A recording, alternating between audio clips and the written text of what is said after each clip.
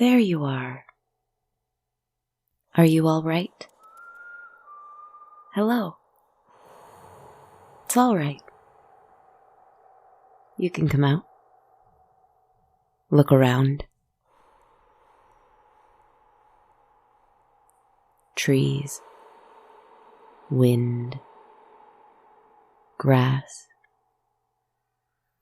animals.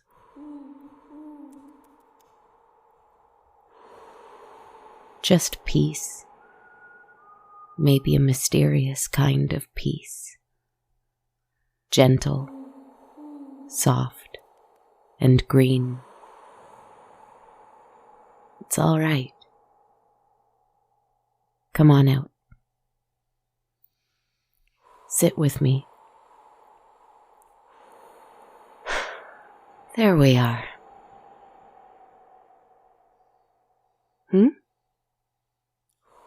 Yes. The city is fading a bit, isn't it? I noticed that too. I brought the trees and the woods and the forest back, just for tonight.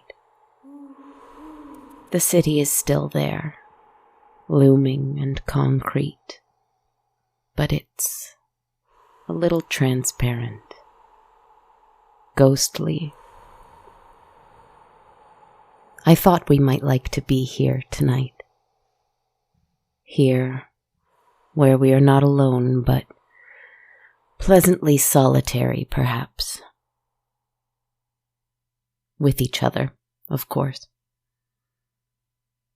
You, me, my forest, and whoever else is coming to visit. It's difficult to write. It's difficult to talk. It's difficult to do anything right now, except breathe. In, out, in, out.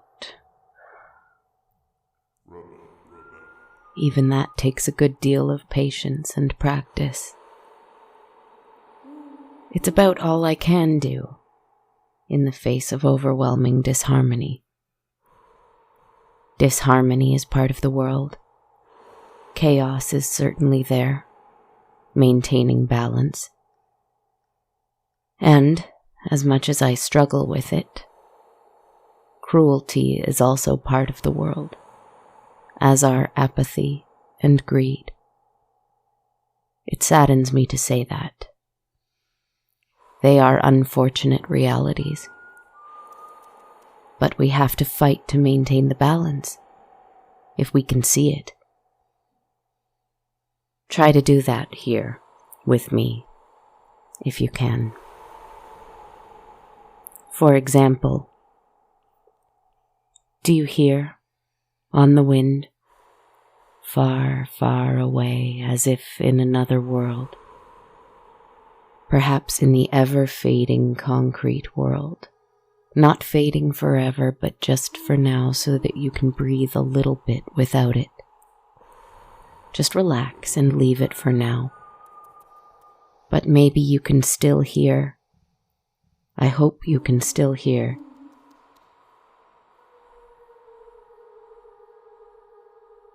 Some cries, shrieks on the wind, faintly. I can.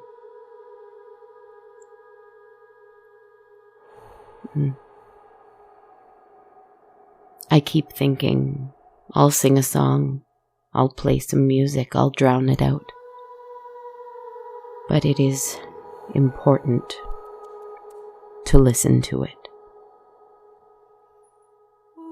You know, I scream sometimes, in the darkness of the night, between the shadows of the trees, as the moon peeks behind clouds.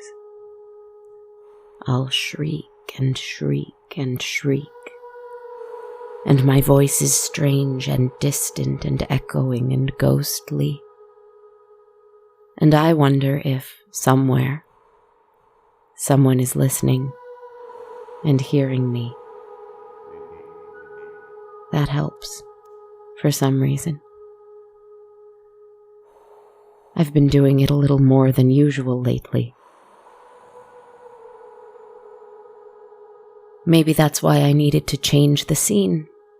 Flip a switch and turn the apartment building to the forest again. Turn my glasses and socks and sweaters and bank accounts and work schedules and screens and the need to prove that I am functioning just fine in a world that is absolutely not functioning just fine. Turn all of that into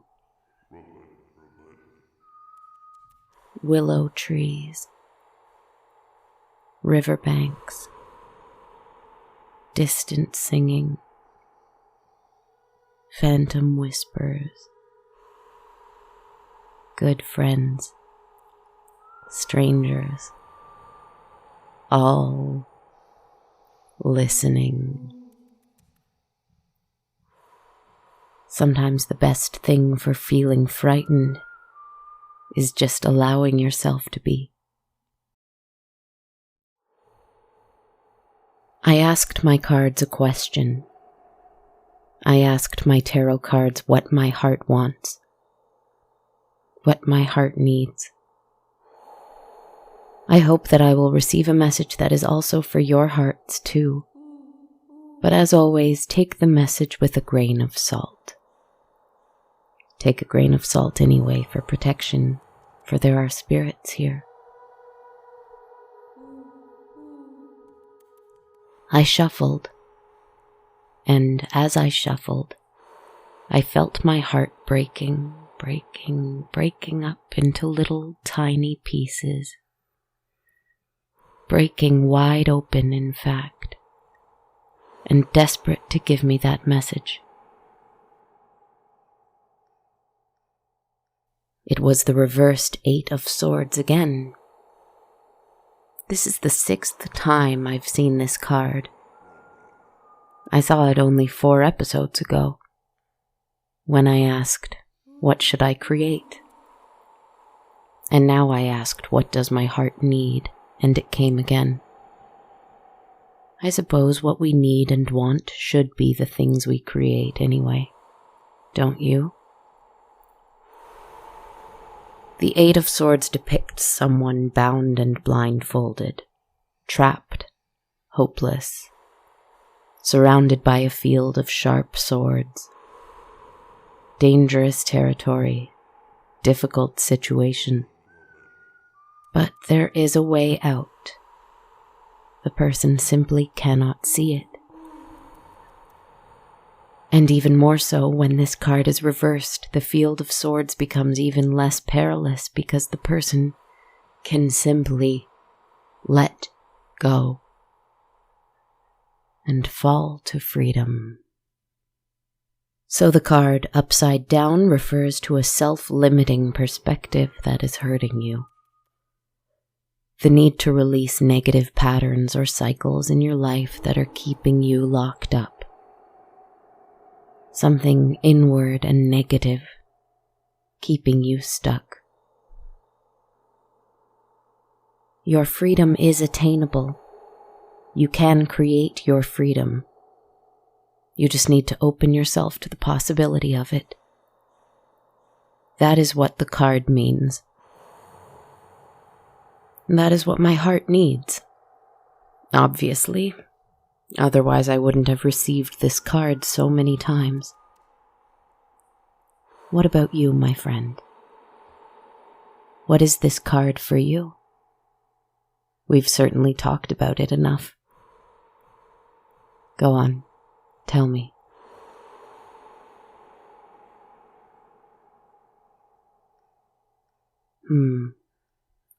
Interesting. Very interesting. Very exciting. It keeps showing up and I think to myself each time, have I not let go? How much more can I let go of? Have I not already freed myself? Found a way out and onward? Let myself fall to freedom? What else have I been clinging to with bloody fingers? The truth is, we are never done. We can never really let go of everything. Of course we cannot. But the journey will be sweeter as long as we keep trying, I think.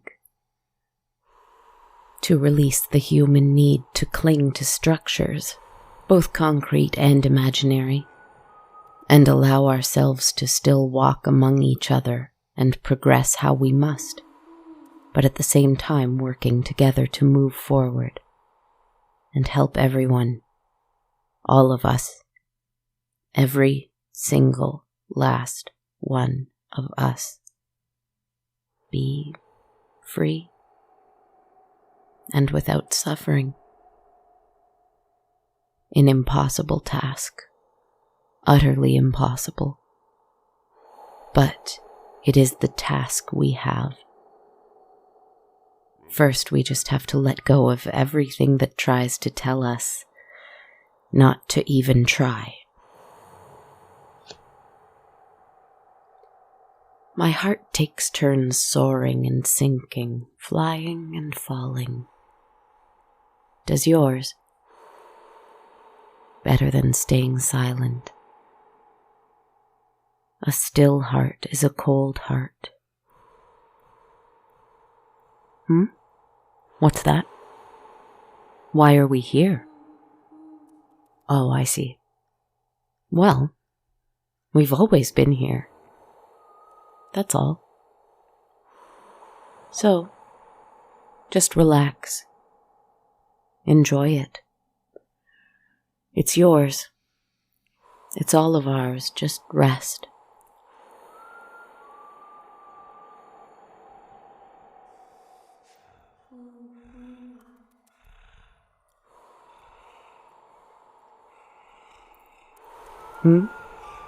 Oh, yes, them. I've brought them back lately, haven't I? For more than one episode. Yes, I've been thinking about them. They've grown larger. Their eyes glow brighter and more fiercely red. Their teeth are even sharper and even bloodier. And there is even more gold tucked away in those awful fangs. And yet they're still so hungry. So, I've been thinking of them because, I keep seeing them. They don't go away. These awful things that aren't wolf or lion or bear or even human, but worse than all of those. They've been chasing me since episode 101 when I first wrote about them. And I got tired of it. I'm tired of being afraid. I'm tired of running. I'm tired of hiding. I'm tired of hiding. So I faced one down. You know what happened? It didn't attack. It snarled and yapped and growled, but it did not bite or claw. It just stood there, making a big noise. That's all. So eventually my fear subsided. My breathing slowed. And you know what? It began to disappear. Of course it did. I'll show you. You try.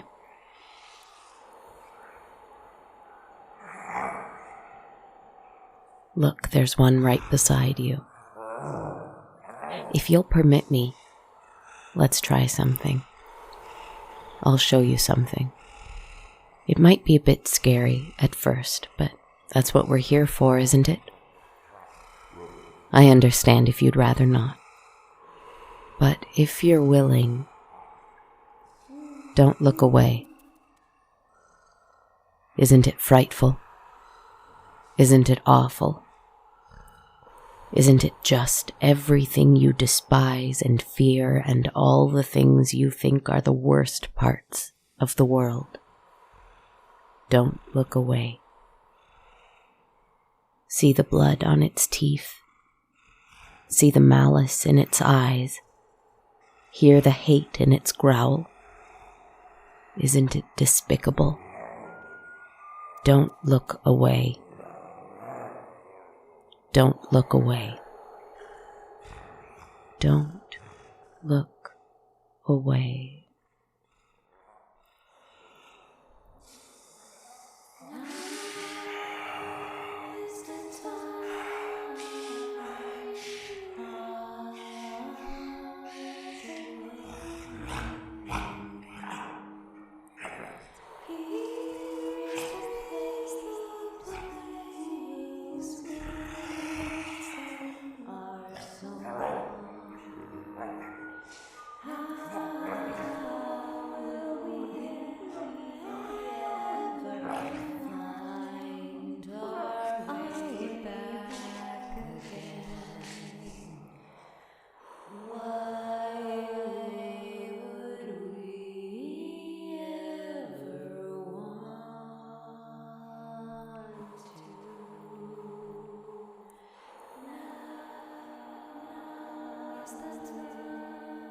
It's there.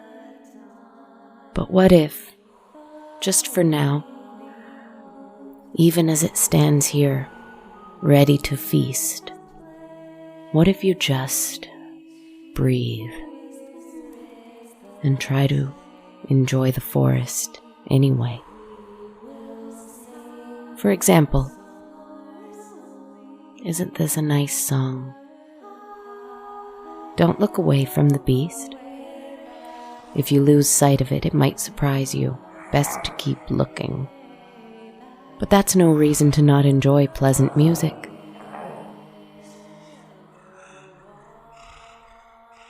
Don't mind it as it screams. It'll do that to try and get you to tremble. I'll just turn the music up a bit, and it'll help if you just breathe a little more deeply.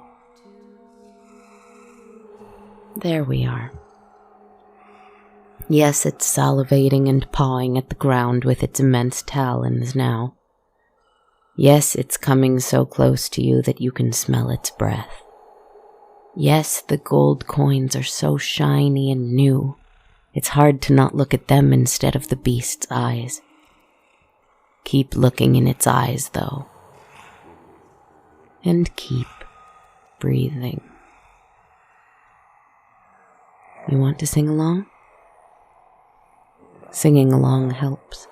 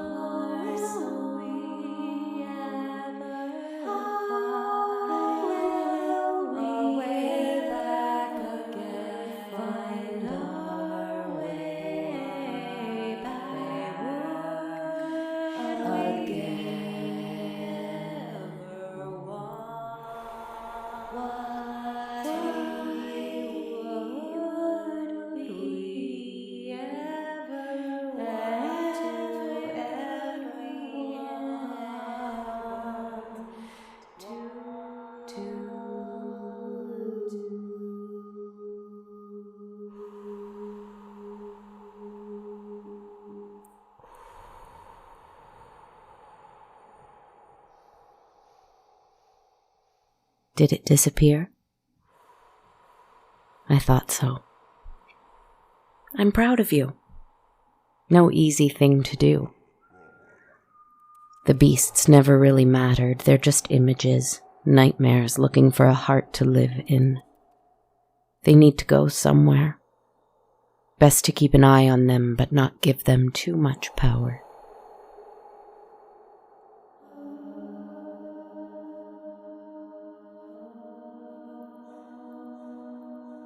Them. Yes. Up on the hill, watching the forest from a great height, surveying over all that they have dominion over, or so they think. In their fine hooded cloaks, hiding, watching, waiting. No, those ones are not illusions. Those are just people. That's all. They're not to be feared. I wanted to say they're meant to be pitied, but that is not true either. I think the less we listen to them, the better. I know they make quite a noise.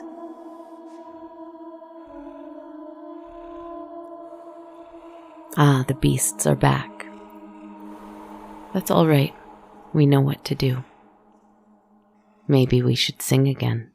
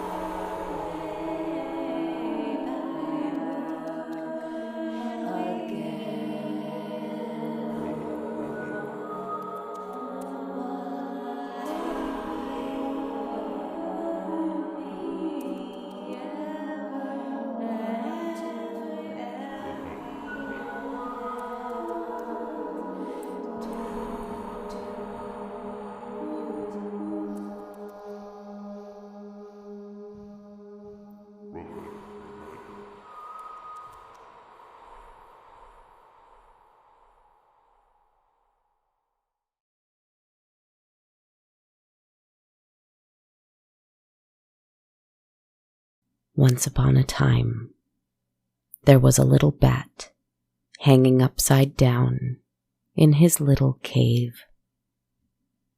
He couldn't see anything, not because it was so dark there in that cave, which it was, but because bats cannot see very well at the best of times. Every day he scooped up what he could. Maybe he'd snatch a fly or a moth as it passed by mid-air, or he'd swoop down to the floor of the cave to munch on a juicy beetle or a fat little frog.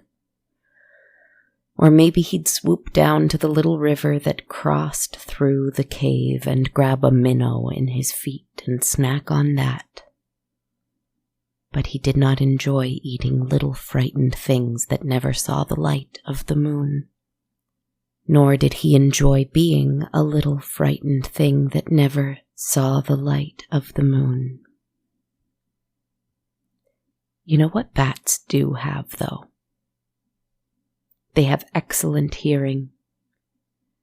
Through screeching and crying out in the night, sometimes even making little whisper-like sounds, they can locate lots of things. They can get a clear image of their surroundings. They can find their way to good food and fly freely in the night. But you see, this bat was all alone in this cave, and no one had ever taught him that. He didn't know he could sing. So he stayed put and ate up little frightened things that never saw the light of the moon. And you are what you eat, so they say. But one night, he heard something.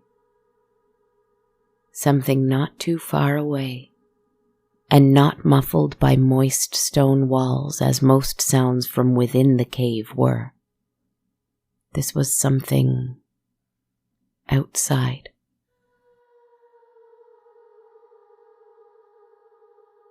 He cried out in joy. He wept at the loveliness of the sound. He'd never heard a song before. How wonderful, how joyful, how heartbreaking too. It was everything, this song. He had to follow it. As he cried out, he suddenly realized he did not see the cave, not exactly, but he could feel it by calling out and having the sound bounce back to him. He didn't know he had such a wonderful power.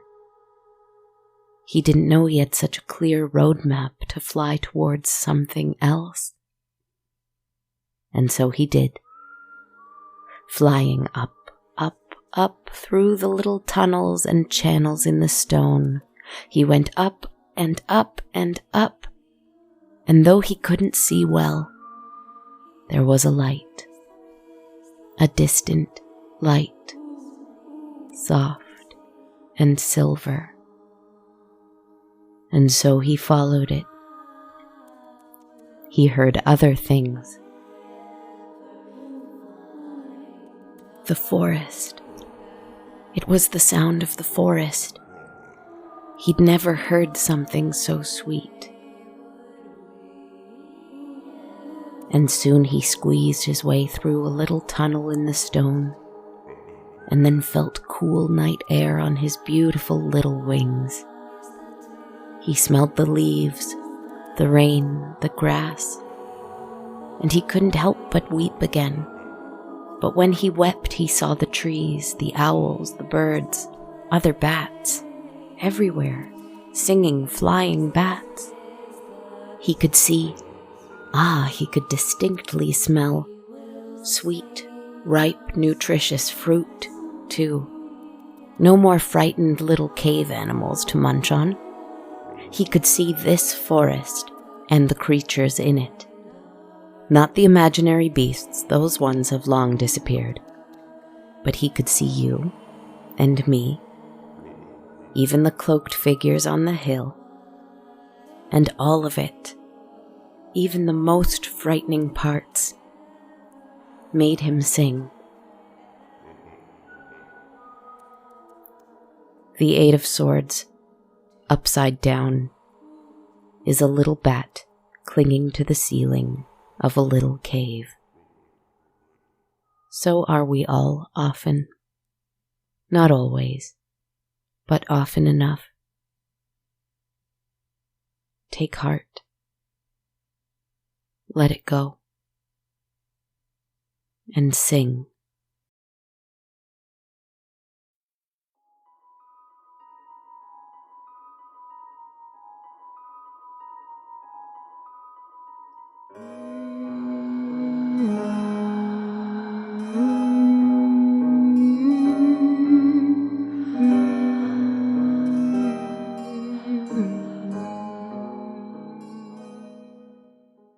Hello, my friends.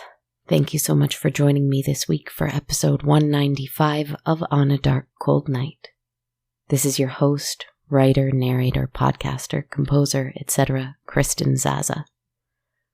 I appreciate you for being here with me tonight.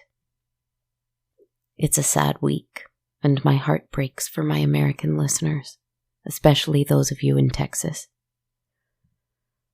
I don't have any words. I don't think I can offer any comfort, and I think that comfort in times like this must often wait for anger and sorrow to come through first. I hope that anger and sorrow can bring about change for you that might prevent things like this from happening. As a teacher, and a family member of teachers and someone who loves the children in my life. And frankly, as a human being, my heart breaks with you. Take care of yourselves and get good rest, my friends. I'll be very quick and just say that if you enjoy the show and want to contribute by helping me get ready for making Season 3, you can support on a monthly basis through Patreon or one time only through Ko-fi.com. There are some perks available through Patreon. Learn more at patreon.com/darkcoldnight. And my Ko-fi link is ko-fi.com/darkcoldnight. We have t-shirts and hoodies for purchase at bonfire.com/on-a-dark-cold-night. It's also great if you have a chance to leave me a rating and a review on iTunes, Spotify, Facebook, or wherever else you like to rate and review podcasts.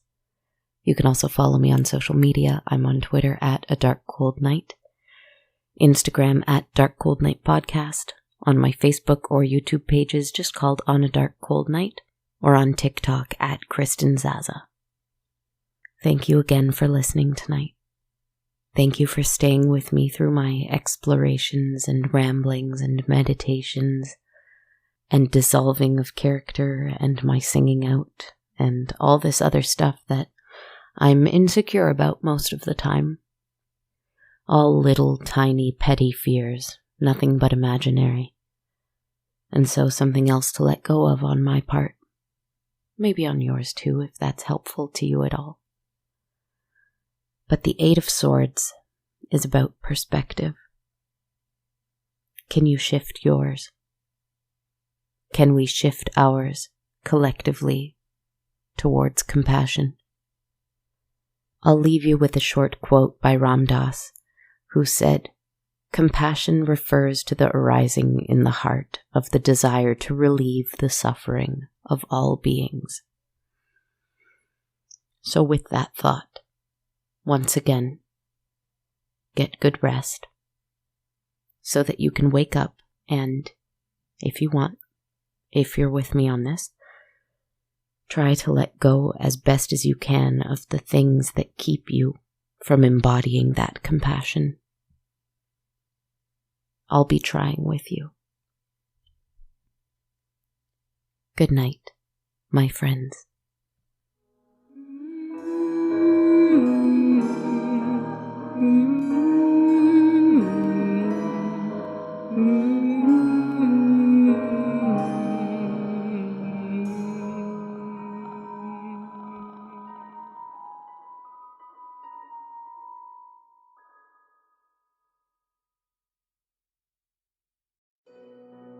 This podcast has been brought to you by the Sonar Network.